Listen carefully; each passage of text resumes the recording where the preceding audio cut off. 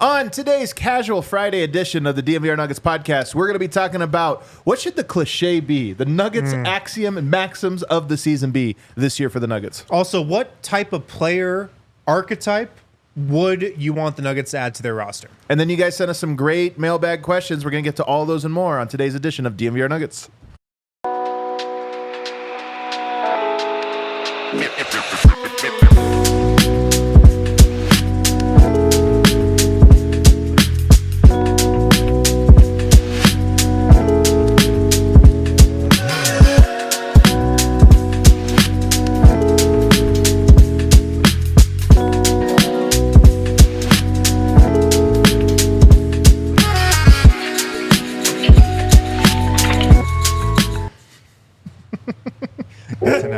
That's what that was. Thanks for prepping me.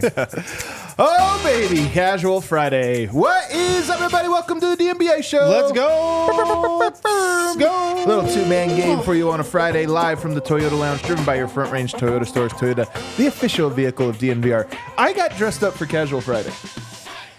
That's dressed up? For me.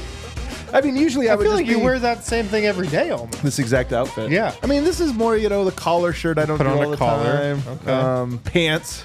Yeah. No shorts. Oh, yeah, you have been rocking the shorts a lot lately. Well, it's been 90 degrees. What else am I going to do? He looks more professional with his salmon colored shirt, honestly. The salmon color, you like that one? It's been a while since you broke out the salmon. So everybody knows I wear the flat shirts. I did get a package yesterday of like 12 new flat colored shirts. Dude, So big day. I only wear, same. solid shirts too. That's what you do, man. That's the new Once you style. hit a certain age, I feel like that's the Bro, style. I'm not trying to impress anyone. Yeah. Because no one's been impressed with me for And 10 years. it's just flat out easier to put together outfits that look better with solid colors. You're like white and blue, yes. Yep. Blue and gray, yep. Okay, black, okay, but works. Yep. Guys, we do have a great show for you. I'm excited for all the stuff. Lots of headlines to get to. Two-man game. Myself, Harrison Wind. It's a hell of a two-man game. I'm excited. Eric, pretty soft of him, called in sick today. So it's just us. He's in the chat, too, for sure, watching. Eric always makes fun of everyone anytime they ever miss for being sick. Right. You ever notice? He's always like, my have immune I ever system. noticed? Yeah. Blah, blah, blah. Feeling a little under the weather today, he said. It's tough, man. It's Yeah. tough out there. It's going around. Flu season's here. That's true. Yeah. When is flu season? I don't know. Yeah, I think it's like the holidays. Isn't it like the winter? It's whenever the Broncos play. It's whenever the Broncos play. That could be the winter. Oh my god! You guys said December, January? I'm not gonna lie. I say this every time. We put out a mailbag, and if I actually don't say this every time, if I don't say it, it's because the questions that came in kind of sucked. Yeah. Today they were great. We've got some great questions. We got some great questions, so I'm excited to get to all of those. But we start with our top story today. It's not really our top story. Kevin Durant, man, I love and hate him. I'm not gonna lie. I would say that he is a guy I love to hate. You know what I mean? It's sports hate. We don't feel this way. Yeah. He makes it so easy because he always is saying, he's always online, and he's always saying things that are purposefully incendiary and offensive. Well, he was asked about curating his best starting five. Okay. His best starting five. Do you have the list of people he came up with here? Yeah, here. Around it. So he gets Luka, which I'm kind of surprised he put Luka as his starting, his number one. Himself at shooting guard. Or himself, LeBron James, Joel Embiid, and Klay Thompson. Klay Thompson, former teammate Klay Thompson. Former team. I mean, you gotta get your former teammates. They shared a locker room for a couple of years. I'm sure they're pretty close. Very close, man. Yeah, you got to put all your former teammates on there. Yeah, you got some spacing. You got a shooter. Yeah. If you need a shooter, you go to the second best shooter of all time. Right. So the big omission here, Curry, who he won a couple championships with, good shooter. And Nikola Jokic. Not in his top five, neither guy. By the way, man, so first of all, just what do you make of the list? What do you make? He's done this before where he's asked who are the five best players you ever played with, and he mentioned Harden, Kyrie, Booker, and then he goes like Serge Ibaka, left off Westbrook. Serge Ibaka, that's a great one. So Throw Nick Collison on there. He's left off Westbrook before. Now he's leaving off Steph. These things can't be accidental, right? Like, Kevin Durant is so online. I wonder if he just did this for the reaction it would have caused.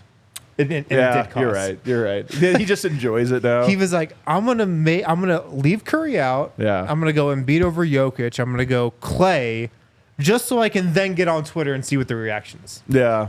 And then he puts Luka on there, beat the allegations. You know, he's not doesn't hate Euros. But so I listened to the clip, and he did say that Embiid shoots it better than Jokic in the game, because I think this was like a 2K thing also. Okay. So maybe that was the reasoning. I mean, in all fairness, Jokic, I don't play 2K or video games of any nature, but I do imagine he's not the funnest to play with.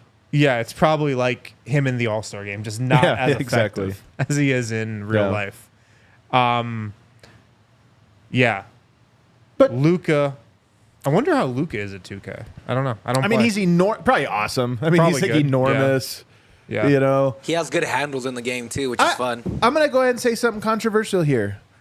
Under any context, but especially the one KD's talking about, I think it's fine that you put Joel Embiid there. KD is a hooper. You know what I mean? He's a hooper. If you are more on the hooper scale, Right. I think you like Embiid. If you're talking about playing 2K, it makes sense. And even if you're Kevin Durant doesn't want to be running off of dribble handoffs off Yo, because he just wants to ISO. And when Right. he needs a break from ISOing, he wants someone else to ISO. So to me, and Embiid and Jokic are close enough, you know, in talent that like I'm not gonna lose my mind over it. Yeah. But Steph Curry to me is like, come on, man, you played with that guy. He got you 2 championships. Right. And now you're going to put Klay Thompson. I mean, even putting Klay there is almost like, what are we doing? I know. Luka is coming off the finals run, but Okay. you've got to think it'd be like Nikola Jokic, you know, taking somebody other than Jamal Murray Yeah. if he was putting together his starting 5. Yeah. Not like an all-European starting 5 like he's done, but an actual starting 5. Yeah. And I see Miroslav says, yeah, I hate all the 30-30-30 games I get with Jokic when I play 2K. Maybe that's the case, but I will say I used to play Kobe Bryant's Courtside 97. This is the last time I was playing video games. And you could Jokic get, not in the game. well, not in that game, but I'm saying you could get like Kevin Johnson to get a 30-30-30 game, you know? Sometimes you get Iverson and just do this real fast, and then he'd score every time. Yeah. So I don't know. I'm also very shocked Jason Tatum was not on this list. Tatum? Why? He just trying He to troll. also just had a finals run, well- if that's what he's going based off of. I feel like the real hoopers know Tatum's not all that. Yeah, he's not on that list. I just think Steph and Jokic are connected in that they are the most anti-hooper great players that we've had in a long time. And KD just seems to have his one mission, I think, more than anything else, is he hates basketball players. He only loves hoopers.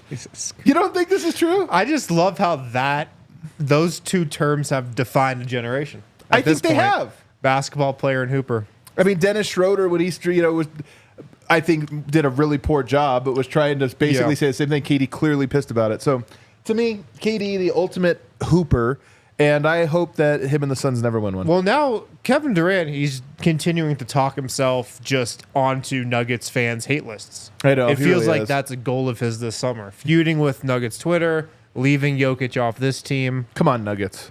Don't let us down. I know. Don't let us down. Losing to the Suns in the playoff series would be potentially worse than losing to the Lakers. Speaking of loving hoopers, Gilbert Arenas loves hoopers and seems to always throw a lot of shade at Jokic's way. Yeah. It's most conversation around the Murray extension has been, you know, Denver had to do it, but man, that's tough. Right. Only 2-time max player, never get an All-Star. It's tough. Gil had a different perspective on his show, Gil's Arena. Let's take a look at the clip. When you think about his career, you're going to be like, hey, he made the All-Star game? And he was the All-NBA player? That's crazy. Right? A guy that has so much and he does so much for the team, and you don't get the accolades and awards. So this is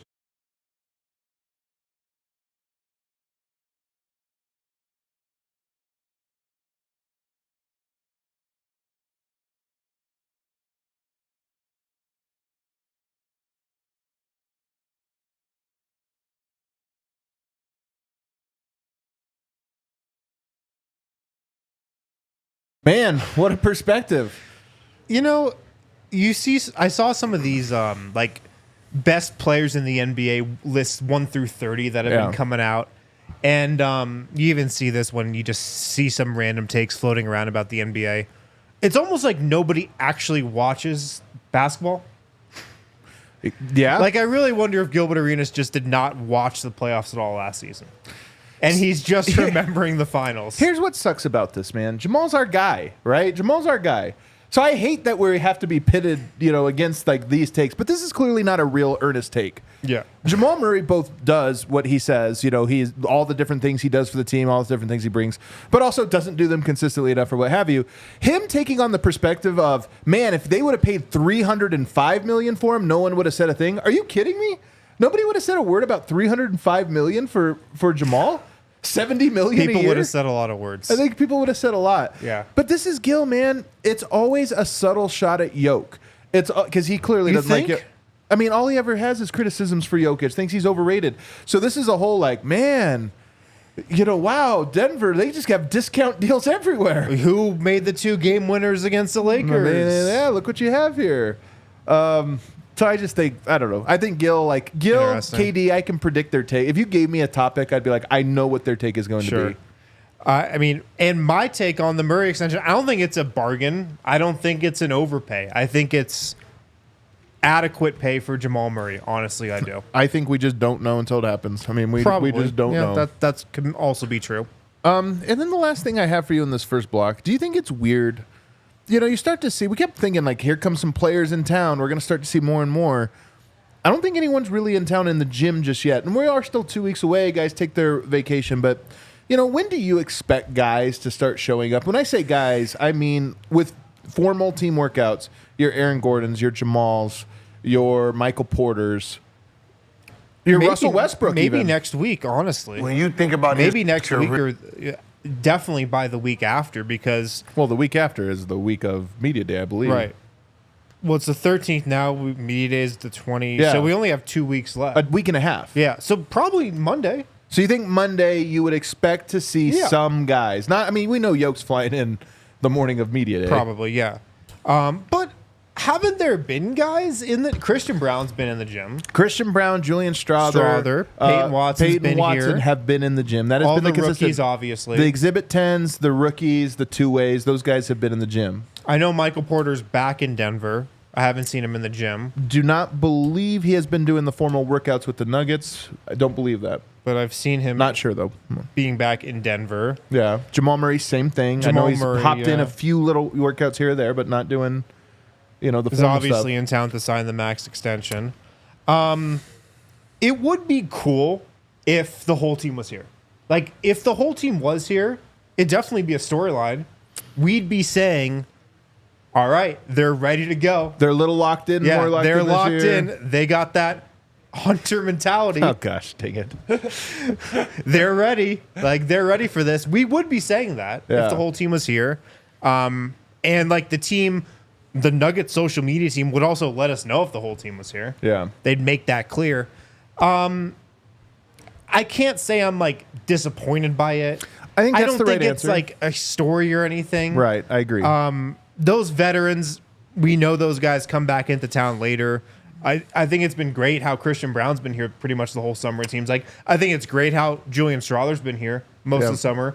Peyton Watson, it seems like he's been grinding. That's awesome. Yeah. Next week, I think we should see most guys back. If we don't, will you feel a certain way about it? I think so. Yeah, 1 week before training camp. Well, again, it's different for every team. It's different for every circumstance, and it's different every single year. But, it seems like in a lot of the successful seasons, there have been guys that have come in. And again, not all. Yoke's in Serbia. Like, it's a long trip. We all get that part of it. But some of the other guys in. And then the week before Media Day, they take off. It's almost like you work up, and then you get one last vacation in before everything gets real. And I just look at that for the Nuggets now, and I go, I don't know. I hope, like you, that we see. I'd love Russell Westbrook to be in the gym with some of these young guys, just because, again, my thing is, if Westbrook is really going to hit for the Nuggets, I think the leadership aspect will be a part of it. Definitely. And so I'd love for him to sort of be in the gym. But I think you framed it best. It's not bad that they're not here, but I do hope to see it. It would make me feel, it's just as a fan, the fan part of me, not the analyst or whatever. The fan part of me, it would give me a hint of like, all right, here we go. Like the team. There's a little like, here, it's something special. We're starting to get started. And I just hope we see it next week. Like seeing Russell Westbrook fired up in the Nuggets practice gym, that would do a lot right now. Him and Jamal Murray playing together or against each other. That'd be awesome to like see. How right cool now. is that video or that photo of P-Watt blocking Christian Brown? Right. It's like, there's an iron sharpen iron. Like these guys in the lab together. Yeah. But you'd love to see that with a little bit more of the other guys. I know. Next week, I hope we see it. I hope we see it I as hope well. we All right, let's take a break on the other side. Last year, the Nuggets were the hunter, the hunted, not the hunter, and that was the cliche that got exhausted. But what other cliches this year might be more pertinent to the Nuggets coming up? And then the archetype. What archetype of player do the Nuggets need most? We'll get to that on the other side. Guys, if you need to hire, you absolutely need Indeed. Indeed is your matching and hiring platform with over 350 million global monthly visitors. That's according to Indeed data, and a matching engine that helps you find quality candidates fast. Ditch the busy work with hiring. Use Indeed for scheduling, screening, and messaging so you can connect with candidates faster. Hiring people is a really strenuous process. You can make that process so much easier with Indeed. Indeed doesn't just help you hire faster. 93% of employers agree that Indeed delivers the highest quality matches compared to other job sites, according to recent Indeed surveys. So, listeners of this show, you guys can actually get a $75 sponsored job credit to get your jobs more visibility at Indeed.com/AllCity. Go to Indeed.com/AllCity right now. Support our show by saying you heard about Indeed on this podcast. Indeed.com/AllCity. Terms and conditions apply. Need to hire? You need Indeed. Also, check out Breck Distillery. You know, sometimes you need a little more than a beer. That's true. You need to change it up a little bit. Like at a Denver Broncos tailgate party. Yeah. You're like, it's a little running out of time here. Got to go into the game. Yeah. It's like, oh, we got to go into our seats. You need Breck Distillery at that point. You know the best way to take a Breck Distillery shot? What's that? A shot ski. Yeah. Always have those at the tailgate. That's right. Breckenridge Bourbon Whiskey is the official bourbon and vodka of the Denver Broncos. This is on the shelves already. Their 2024 Broncos bourbon blends across Colorado retailers. You can get that. The Breckenridge Distillery is the world's highest distillery, founded in 2008. They are most widely known for their blended bourbon whiskey, a high rye mash American style whiskey. Their Breckenridge Bourbon, one of the most highly awarded craft bourbons in the entire United States. It's great bourbon, tastes great, it's smooth. You can also enter to win 2 tickets to a Denver Broncos game in the Breckenridge Bourbon Whiskey Suite. Share how you celebrate the Broncos by posting your photos to social media using the hashtag Broncos Bourbon. Also use code DNVR at checkout for free shipping on all orders over $99. Check out BreckenridgeDistillery.com. Alrighty, back here, segment 2, DNVR Nuggets podcast. You are the one, you know what? Your annoyance of the hunter versus the hunted is what has breathed life back into it. I know. I feel like I've kept it going. It might have died if I wasn't so annoyed by it. It's the Streisand effect, right? Isn't that what it's called? Barbara Streisand, the Streisand effect, where she tried to get unflattering photos removed, and therefore they became significantly more popular. That's what it is. So you hating that phrasing has made it live long beyond its usefulness. Yeah. But the truth is, it's no longer pertinent. And as much as we laughed about our favorite coach, Boston Celtics Joey Maz, he does know how to turn a phrase into a very corny, all yet perhaps poignant rallying cry. He's almost as good as Michael Malone in it. Michael Malone is phenomenal, and I promise you, whatever we're about to come up with, Michael Malone will come up with something better. But do you want to start us off, and in the chat, play along with us, by the way, some cliches that the Nuggets should rally around? Hey, this is our rallying cry this year. I mean, you've got a lot of good ones in here. I've got a lot of bad ones, too. I have some real bad ones. Don't put the cart before the horse's ass. That's one of the ones I see here. What's the thinking behind that one? What are these called? Like Lala? Do you know what? I'm asking you here. Yeah, I'm the worst. This is my second language. What are you doing? Malapropisms. I don't remember how you say this. Where you screw up a saying. So don't put a cart before the horse. Don't put the cart before a horse's ass. It's like a screwed up version of that. Technically true. Technically true. Yeah. But that is. I mean, that's one of the things for the Nuggets. They need to kind of go step by step. I have here. Nobody believes in us as the number one. And Such an easy one. Every team has that. And I will say, man, Mark Stein. I don't hear a lot of people picking the Nuggets. Like, okay. Nobody believes in the Nuggets. Yeah. I do feel like the Nuggets, and I remember talking to Miroslav about this years ago. Actually, it was after the championship, and he said, one thing, Serbs are not great at being the favorites. Like whenever we're favored, I feel like that's when it's the worst. But when we're counted out, I feel like the Nuggets are reaching a point where nobody actually believes in them. Yeah, we're back at Fraud City status. Almost. And that might be a comfortable little place for them. And I think there's something to it. Like, Jamal, nobody said you were worth the contract. The Nuggets, Except Gilbert Arenas. for Gilbert Arenas, he might have ruined it for us. Yeah. There might be a level of, all right, everybody's kind of counting this team The out. Nuggets have always been more comfortable as the underdog. Yeah. The quiet giants, that's who they are. Ooh. Which is another great saying. Yeah. They've always been more comfortable not in the spotlight. That's Yeah. always been the case with this team. That's always been the case with Nikola Jokic. And the team kind of falls in line behind him with that. So, I mean, nobody believes in us. That has to be the leader in the clubhouse for the cliche of the season, right? The only problem with it being the leader is that they're not going to be the only ones.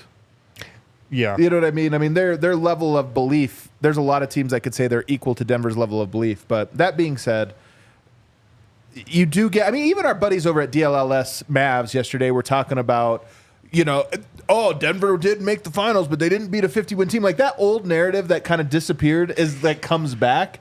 Yeah. And so there could be a level of like, all right, you know what? Let's figure it out. I really thought DLLS was better than that. I realized they're not. Remember how we were like CHGO, Yeah. good pile, I was PHOI, PHNX down here. DLS, where are they going to go? I can't believe I it. thought they were I better. thought they were going to go I here. didn't think they'd stoop to that argument You know already. What? You know what? They're 2 weeks into their that's what life. That's what you do when you're nervous. Krompolis tells us, back on the dusty old trail.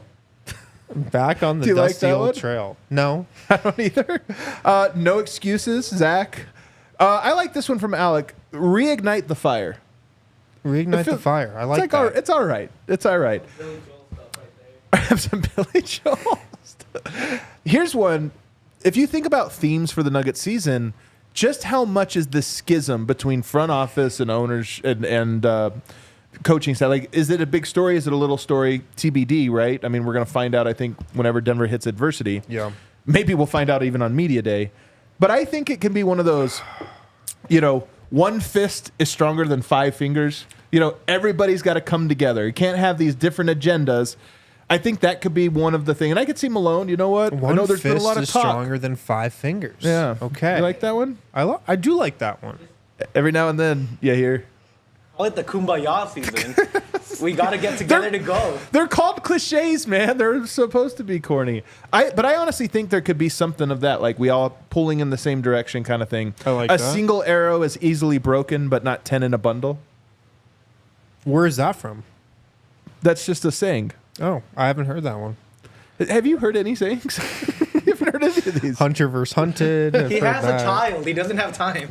What about this one? It's not the strongest species that survives, nor the most intelligent, but the one most responsive to change. See, that's a great one, but it's too long to be used in a everyday setting. Joey, yeah, you're right. I feel like it has to be long enough that you can get it tattooed. Adapt and survive is Yeah. sort of it, Adapt and survive. That's a good one. Yeah. It's, by the way, that's Charles Darwin, right?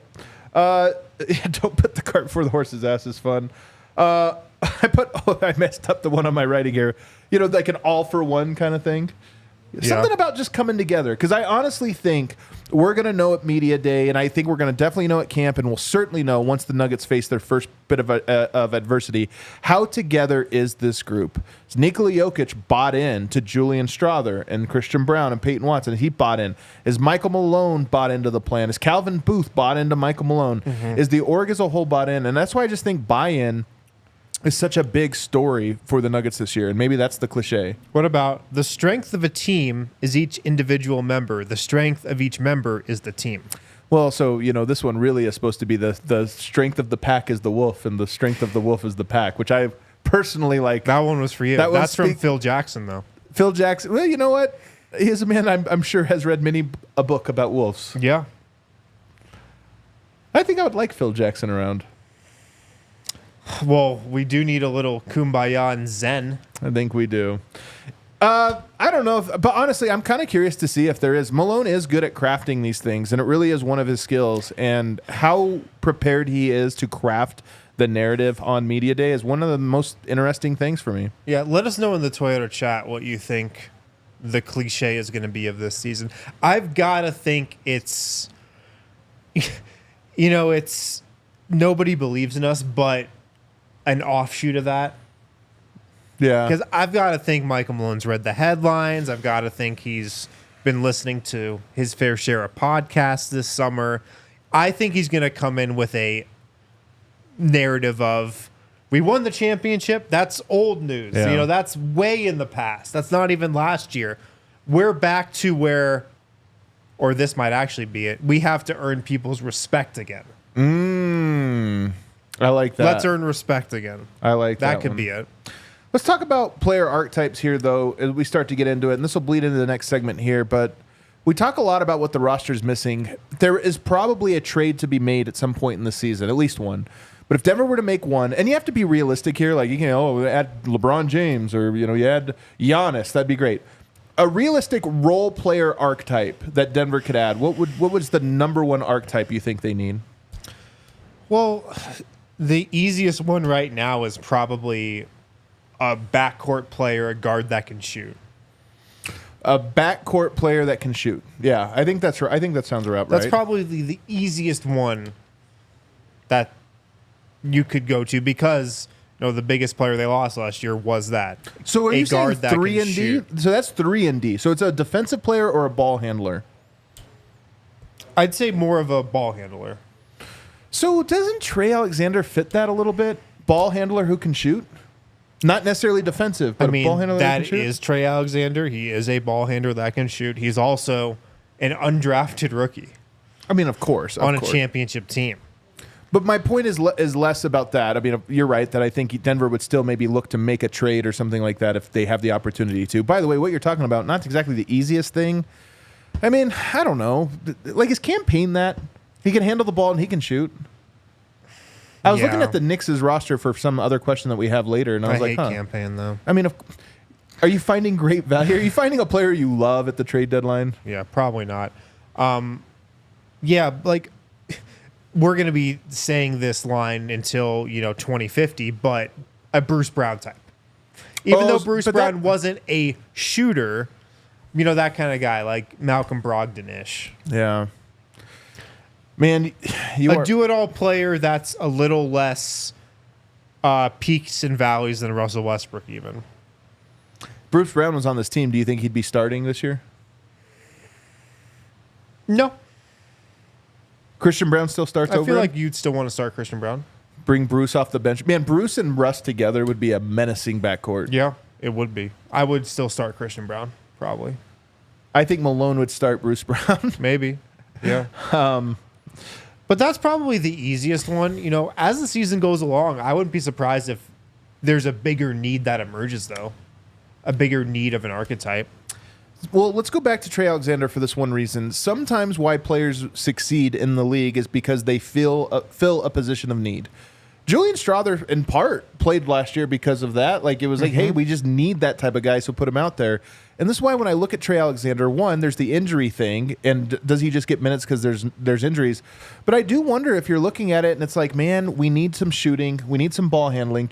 Trey Alexander's here. Let's just give him some minutes. And this is why the more I think about it, I agree with you. It's crazy to bank your season on it, and I'm not saying he's going to be great.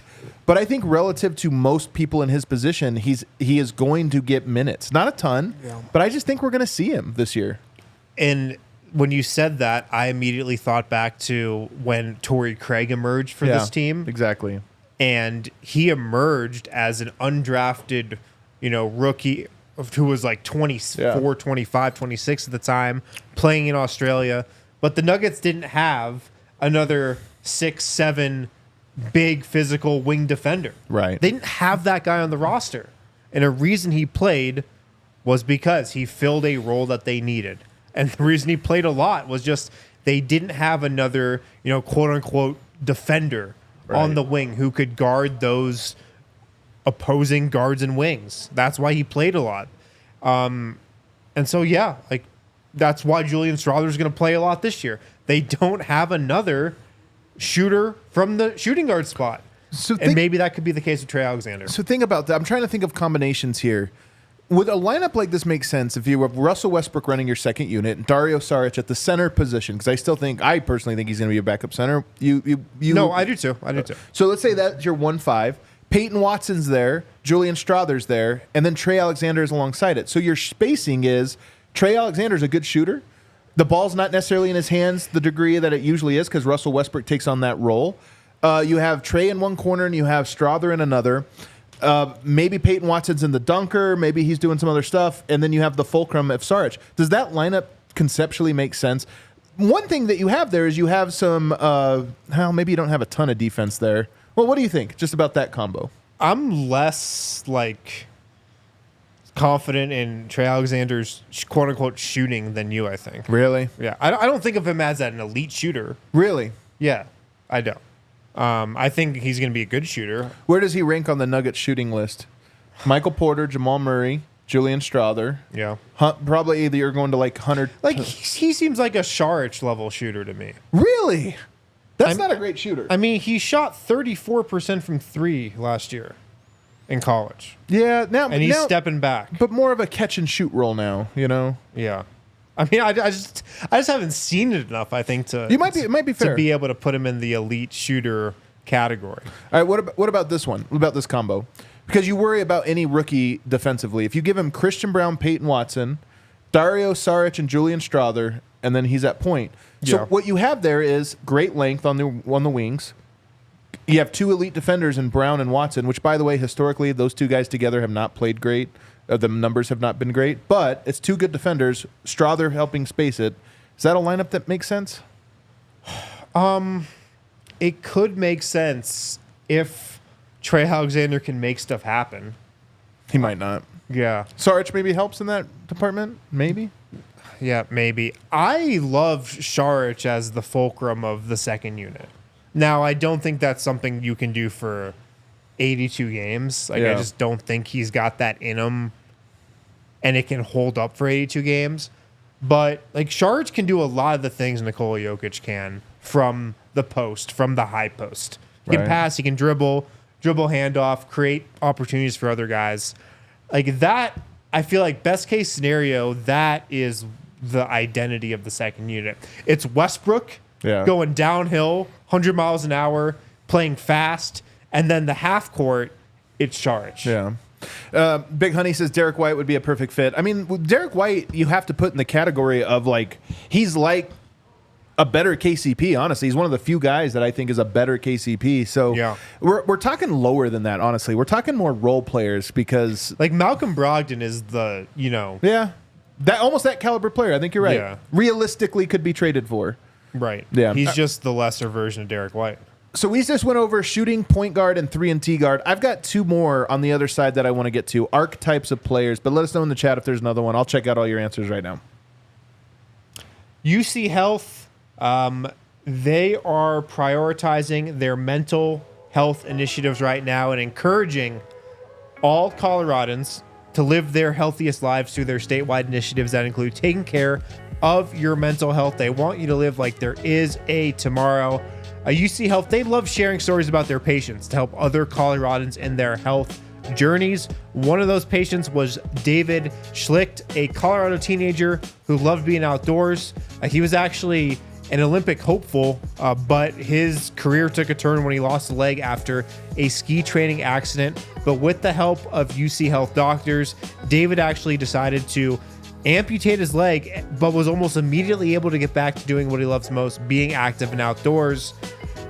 So if you want more stories like David's, if you want to be inspired from UC Health's patient stories, check out uchealth.org/tomorrow, uchealth.org/tomorrow. Go there. You can learn what it means to live like there is a tomorrow. UC Health wants to remind you to take care of your mental health today so you can have a better tomorrow. So go to uchealth.org/tomorrow to learn more about their initiatives with mental health. That's UC Health. Also check out our friends at Circle K. Circle K, you can sign up for their Inner Circle Rewards program and get exclusive offers. New offers, Polar Pops, food items. You can get all that with the Inner Circle Rewards program. Download the app and sign up. You can enjoy member-exclusive beverage deals.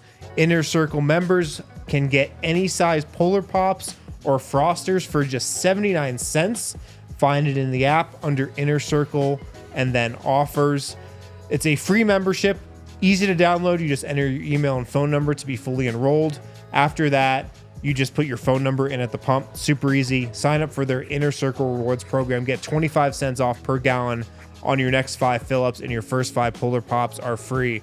So if you're driving and you need gas, Circle K's are all over. Pop into one, and you can get a free Polar Pop when you sign up.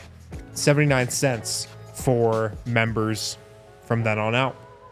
All right, back here, segment 3. Throw us a like if you're watching live. If you're a little bit late, comment below. Let us know what you think of the show. If you have a comment on something we've talked about, let us know. We always like getting the feedback. I see all the comments personally. I always go through. It's part of my job, so leave it and we'll see it. All right, I got another archetype for you. Okay. What about a shooting / ball handling forward?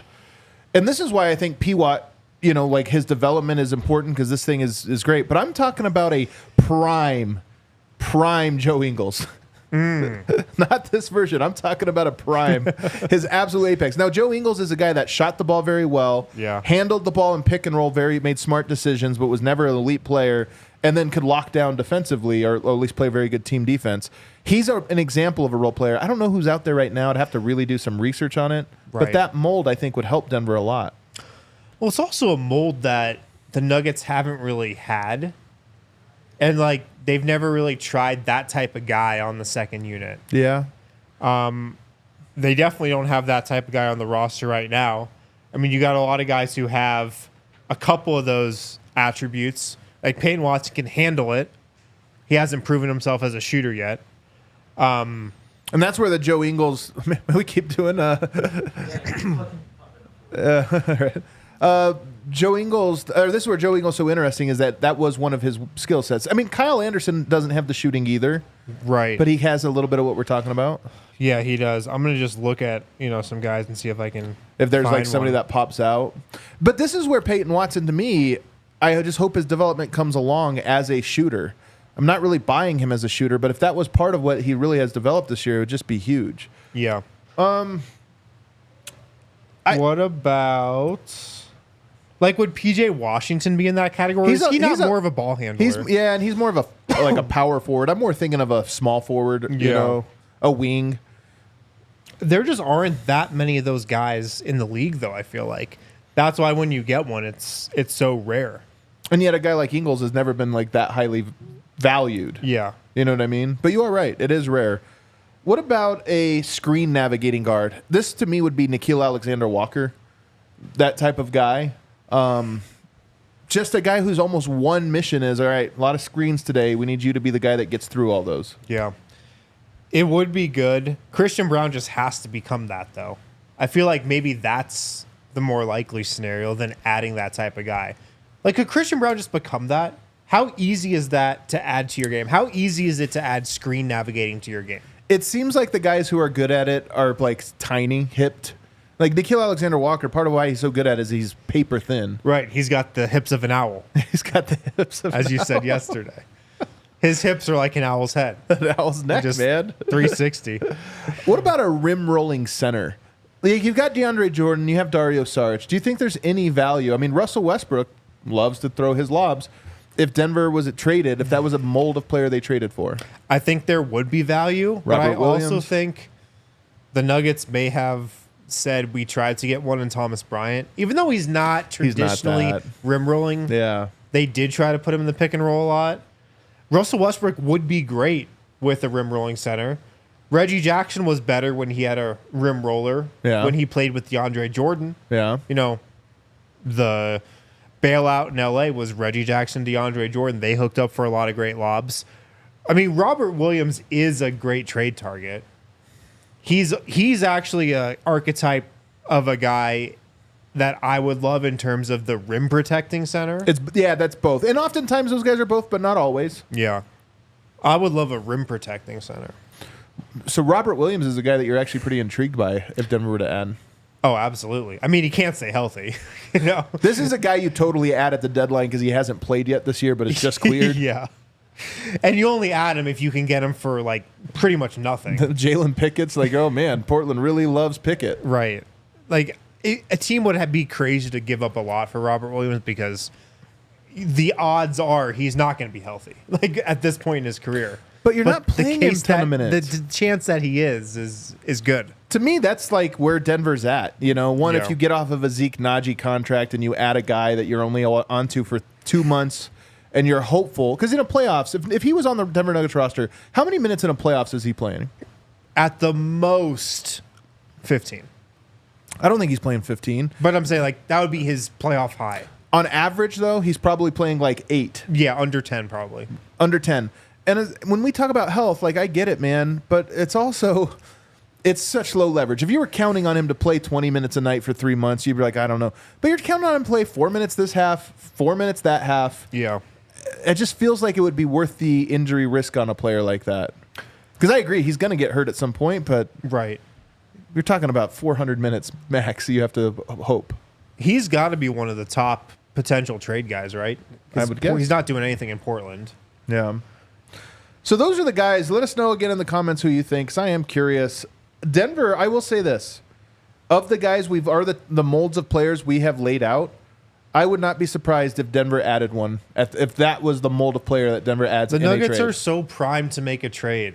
They got to be one of the more likely teams in the league to make a trade. You would think. You got these young guys who haven't been able to break into the rotation yet. Hunter Tyson, who I still like, hasn't been able to break into the rotation yet. Right. Jalen Pickett obviously hasn't. You got draft picks far out that you could trade, I think. Or you got one first rounder far out you can trade. Yeah. The Zeke Naji contract is there. Like there's just so many of these parts that aren't being used right now. Yeah. And there are still holes on this roster, it feels like. I love. Hey, we're already gambling on being healthy in the chat. I'm reading this here. In for a penny, in for a pound. There is a level of like you get to the postseason and you're just betting on like 12 injury-prone players. Hey man, the team that wins the championship every year, a lot of times it's a team that stayed healthy. Yeah. Also, the team has to be pretty, like you just have to be good, Well, of but you course. also have to be healthy. Nuggets, they stayed healthy in 2023. Not last year. The Boston Celtics, they stayed healthy. They lost Porzingis in one though. I think it's That is actually true. an underrated story. That is true. I think it's an underrated story that they were so good that they beat could this. lose Porzingis. That and the East was so bad. But a lot of times it is the team that is just able to stay healthy. Yeah. And that's also a contender. All right, it's Friday. Let's get out of here by going into the mailbag. You guys did bring some great questions. And I'm going to start here with Jason Johnson. He says, everyone seems worried about the Nuggets bench, which is obviously relying on youth to step up. How would you compare the Nuggets' 4 through 8 on the depth chart to other contenders? And he's most notably interested in, the youth piece of this. I went through and did the legwork on this. Okay. If you look at the Dallas Mavericks, their 4 through 10 are PJ Washington, Daniel Gafford, Najee Marshall, Spencer Dinwiddie, Quentin Grimes, Dante Exum, Maxi Kleber. Here's what I will say. That's a great bench. It beats Denver's in volume by a decent amount. I would say by a decent amount. And probably, honestly, in quality, it's Absolutely. it's like the same quality, maybe even more reliable and more guys. So I think that one actually clears. It easily clears. PJ Washington, he'd be the best player off the Nuggets bench. If you say big 4, though, Denver, obviously AG, MPJ, Murray, Oak. They have Luka, Kyrie, Clay, and Lively is who I put as their top 4. Yeah. Who clears there? Oh, the Nuggets starters are better. They have a better starting lineup, I think. So the depth on Dallas, and maybe even the versatility, because that's a lot of molds of player. I like him. We like him. And- Dinwiddie's not good anymore. Dinwiddie is there. Najee Marshall is... Wait, is it Najee Marshall? Najee Marshall. He's good. big, long. Daniel Gafford, serviceable backup center. Yeah. Especially with Luka. I mean, Luka makes Just him, when he's not playing against Nikola Jokic. Don't you remember when Daniel Gafford last year made like 70 shots in a row? Yeah. set a record. Yeah. So they clear. If we go now to Oklahoma City, their 5 through 8 will be Hartenstein, Either one of Caruso or Dort. Who is the guy that you would give it the fourth spot there? Who would I start? So they've started Dort the last several years. I feel like you should start Dort. Yeah. They're so close to me. Like they both do, and maybe you swap them out. I mean, Dagnott did go with different lineups. I would start Dort to start the season. So to me, then that goes Hartenstein, Caruso, Kaysen Wallace, Isaiah Joe, Andrew Wiggins, and Kenrich Williams. I actually think that their depth, when you get down to it, Wiggins and Williams, like that's not great depth. But their first three or their first four, Kaysen Wallace, Isaiah Joe, Caruso, and Hartenstein, is phenomenal. Yeah, I mean Hartenstein's one of the better backup centers in the league. He might even start. I don't know. Caruso will be one of the best sixth man. I mean, not the traditional type, but one of the best. Or if it's Dort, same thing. I think they clear too. Yeah, I think they clear. Joe and Wallace, they're more specialist. Wiggins, like they're more specialist. Hey, after Nuggets that. have a specialist on their bench right now. Strother. Julian Strother. So I think they clear as well. If you go to Minnesota, McDaniels, Nikhil Alexander-Walker, Naz Reid, Joe Ingles, Rob Dillingham. Clears. Wait, So- McDaniels. Well, because I was trying to figure, I put Conley in there for. If you put McDaniels up there, then Conley falls to number 5. Because you look at it, you're going to have Gobert, Towns, Anthony Edwards, and then to make a top 4. I mean, we're basically taking out the top 4. Is it Conley or McDaniels? They're kind of the same. Yeah. I put Conley up there, so I moved McDaniels to down here. I mean, Nikhil Alexander-Walker off the bench and Naz Reid, the sixth man of the year. I'll say this. I think they're more specialized too.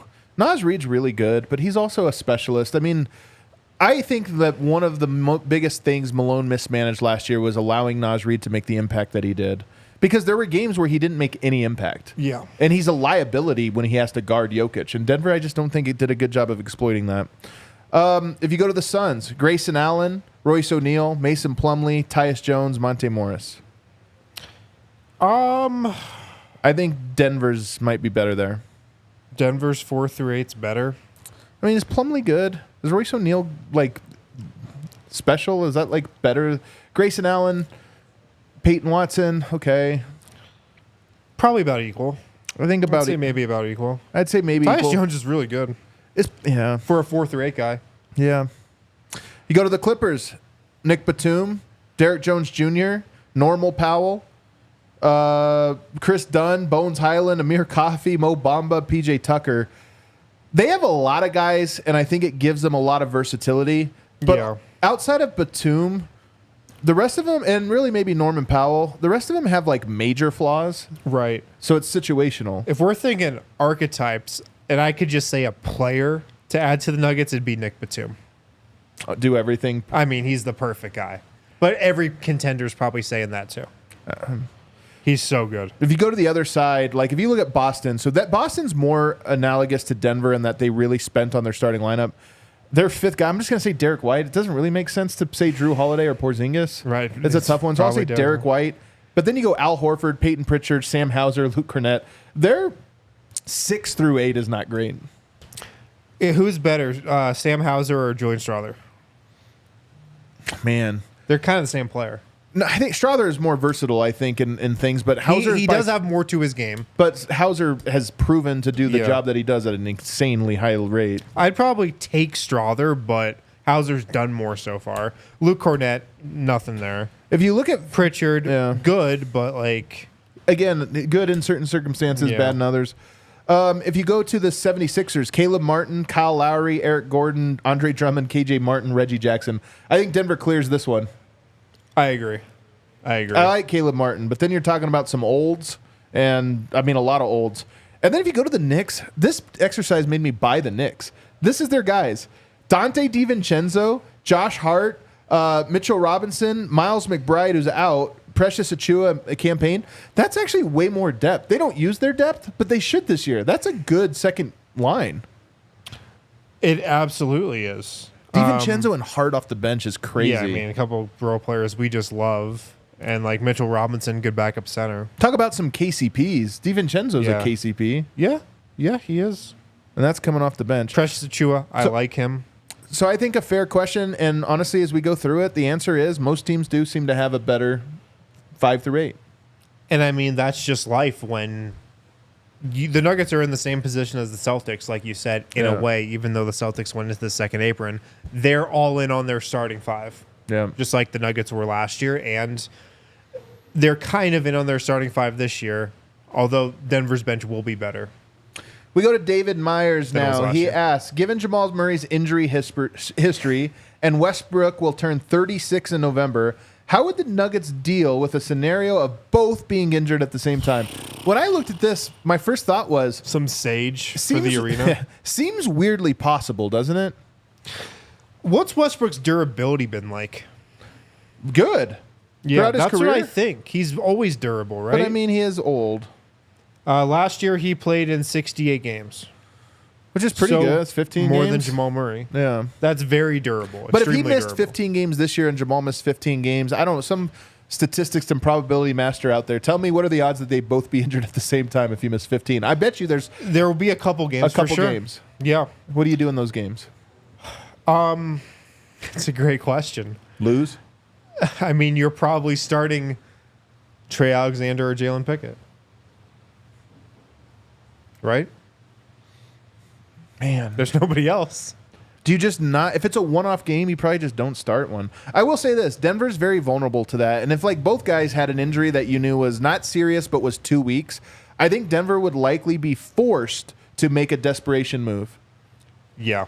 If it was like, yeah, it's 8 games, you'd be like, well, you got to bite the bullet and buy out Pickett and get somebody else in there. I just don't think you'd roll with 8 games of no point guard or with those 2 point The guards. other option would be starting a backcourt with like Christian Brown and Julian Strawther and having Nikola Jokic run point. And I honestly think that works for one game Right.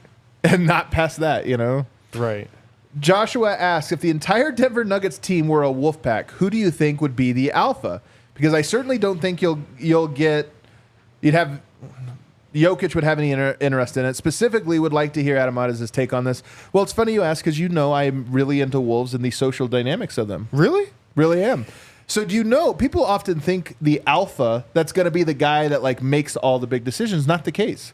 Oftentimes, the female lead of the pack is the one that makes the important den decisions, you know, where they go, different things. The alpha is the one that protects the herd.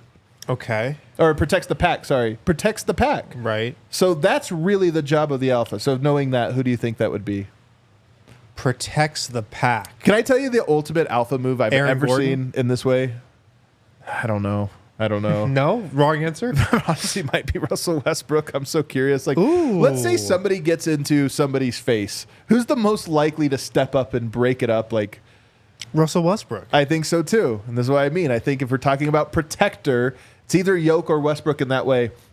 So Westbrook is the alpha wolf pack. The alpha wolf pack, you know? And then the real alpha, the one that makes the decisions, is more Yoke. Probably Yoke or Okay. Murray. I don't know. I'll tell you the alpha moment I remember seeing in the NBA.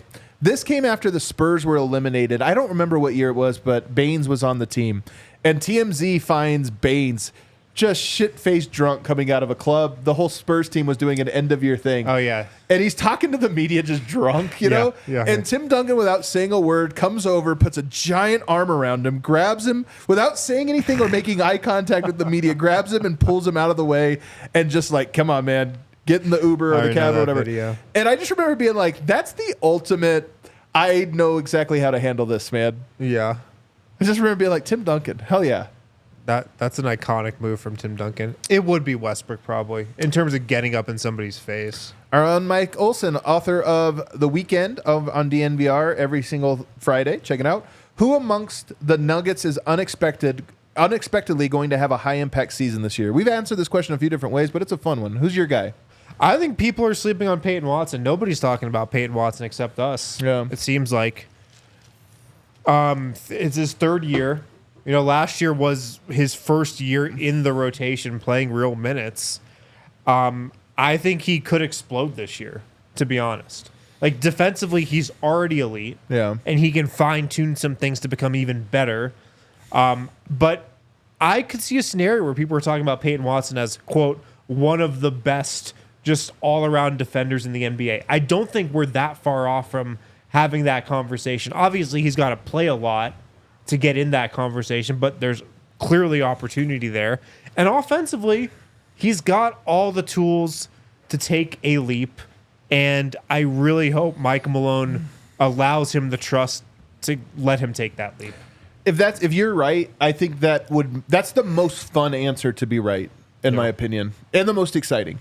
Because I was thinking about this the other day. Peyton Watson is the one guy on the team that I think has the most superstar potential. Like, if you're just saying 4 years from now, there's a surprise superstar. Yeah. I think he's most likely. Definitely. Who do you think it is? It's so tough, man, this year. Surprise guy. Only because I don't.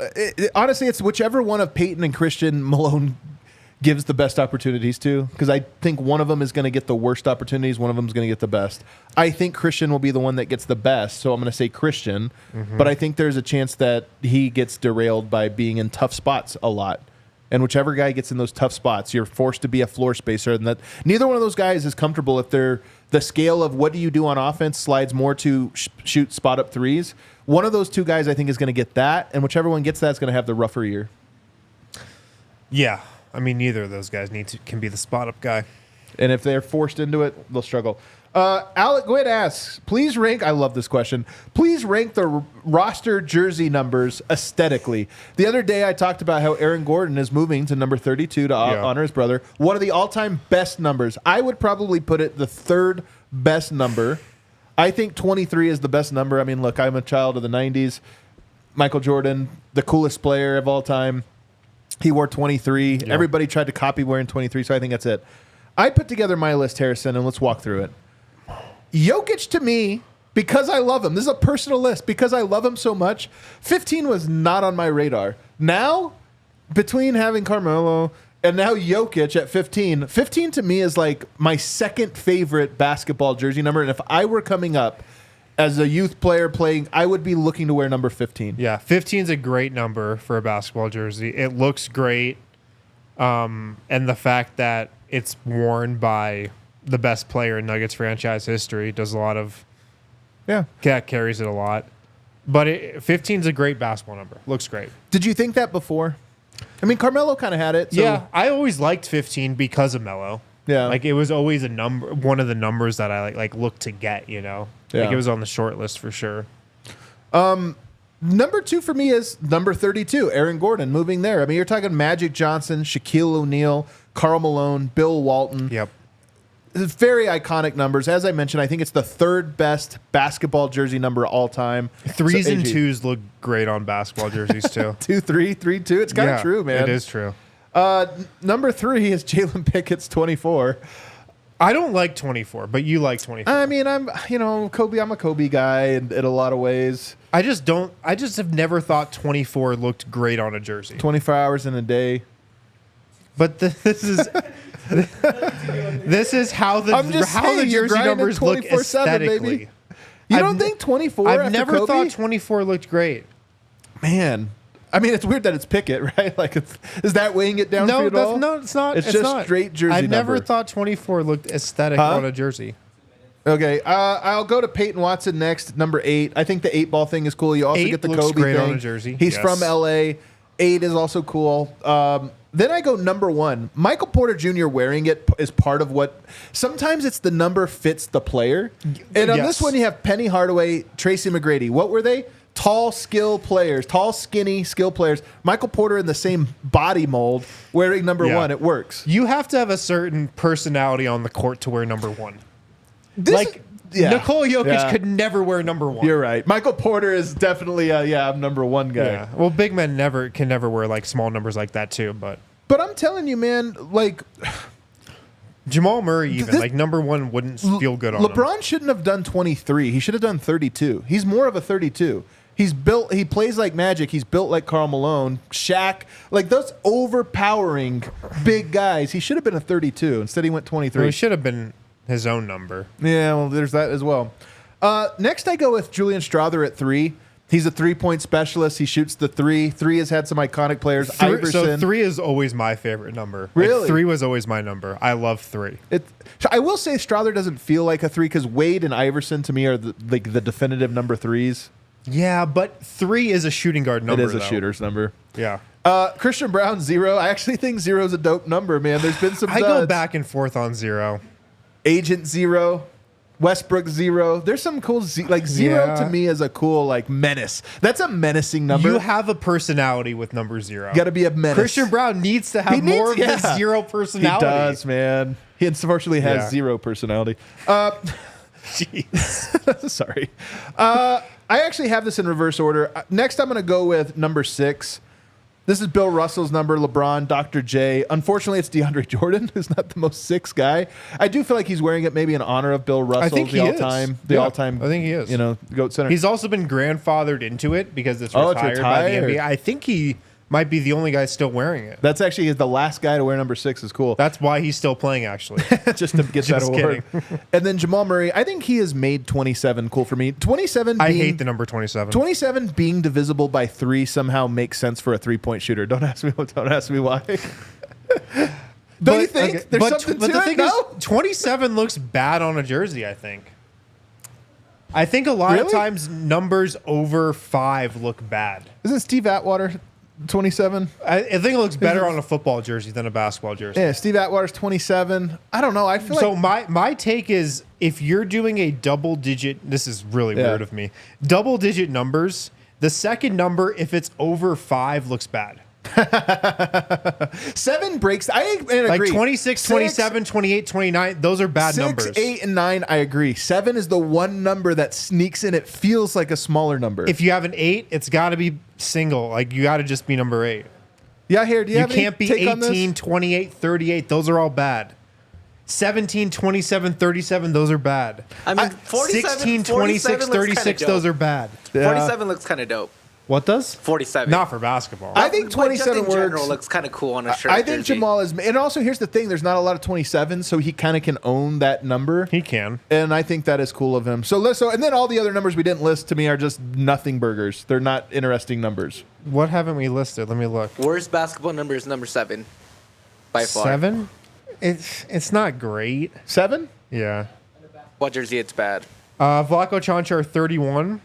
30, 31 doesn't do anything for me. yeah, 41 Dirk and 21 KG and Tim Duncan Russell work, Westbrook but 31. 4 doesn't do much for me. Yeah, four. There have Four. been some good 4s in the past, though. Yeah, but 4 doesn't. That's not a basketball number. There's no Yeah. 4-pointer.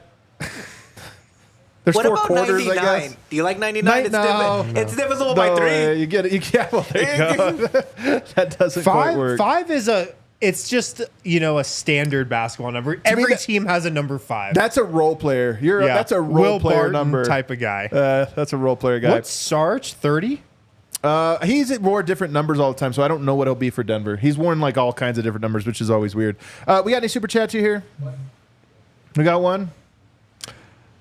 BMW Playboy. Wonder who that is. Nugs for the 2025 chip. No, Adam, I think Jamal might not have his best season, yet be okay.